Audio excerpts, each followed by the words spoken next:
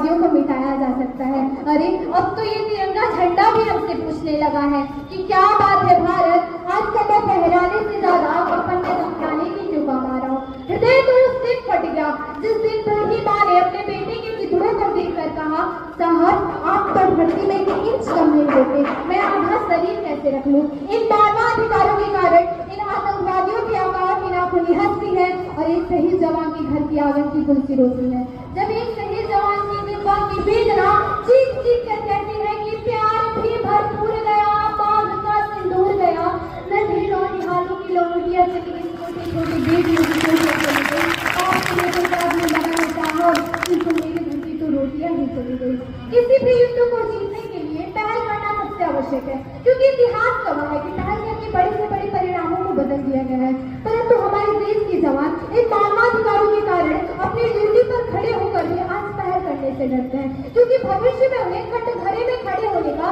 डर सताया रहता है। और वो ये जानते हैं कि एक उग्रवादी की राइफल से निकलने वाली गोली को ये तय करना पड़े या ना पड़े कि वो किसको लगेगी, परंतु हमारी राइफल से निकलने वाली वो हर गोली को ये निर्णय लेना पड़ता है कि वो किसी दोषी को लगे या ना लगे, परंतु किसी निर्दोषी को नहीं लगनी चाहिए। यदि इसी बीच ऐसा हुआ तो न तो ये समाज हमें छोड़ेगा और न तो ये तिल का ताड़ बनाने वाली मीडिया हमें छोड़ेगी।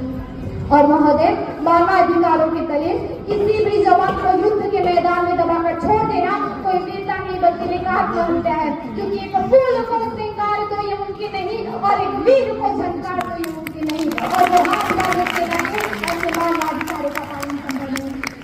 आप सबके निष्ठा और मार्ग पर चलते हुए हमारे देश के जवान अपनी ड्यूटी पर खड़े होकर भी इन पत्थरबाजों और उग्रवाद होते रहते हैं, क्योंकि वो जानते हैं क्योंकि राइफल से निकलने वाली गोली में टारगेट को हिट ना भी करेगी तो वो 400 मीटर दूर तक जाएगी। यदि इसी बीच वो किसी निर्दोष को लग गई तो हमें अपनी नौकरी से हाथ तक धोना पड़ जाएगा। और अपनी नौकरी बचाने के लिए आज का हर युवा यही सोचता है कि सांप मरे या ना मरे किंतु लाठी नहीं टूटनी चाहिए, क्योंकि हमारे देश के हालात कुछ इस तरह से हो गए हैं कि चिरागों को हवाओं में उछाला जा रहा है, हवाओं पर भी रोक डाला जा रहा है। अरे हमें तो बुनियाद है आंतरिक सुरक्षा की और हमें भी नौकरी से निकाला जा रहा है। जब पुलवामा में 44 जवान शहीद हुए, छत्तीसगढ़ में 76 जवान शहीद हुए, तो मानवाधिकारों की दुहाई देने वाला कोई भी आकर हमारे पक्ष में नहीं खड़ा हुआ। परंतु जब जैनवी विश्वविद्यालय में एक देशद्रोही द्वारा भारत तेरे टुकड़े होंगे अफसर हम शर्मिंदा है जैसे देशद्रोही नारे लगाते हैं तो टोलियों की टोलियों उमड़ आते,